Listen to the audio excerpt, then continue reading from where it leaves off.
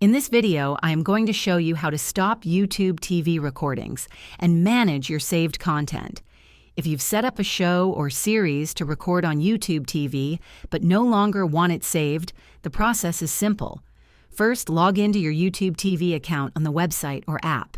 Next, click on the Library tab, where you'll find all your recorded shows under the Recordings section. Locate the specific show or episode you want to stop recording, then hover over it and click the three-dot menu icon next to it. From there, select Remove from Recordings to delete it. If you want to stop an entire series from being recorded, go back to the Library tab, scroll down to Scheduled, and find the series under Scheduled Recordings.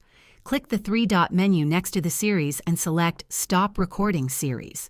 This will prevent any future episodes from being saved, and that's all there is to it.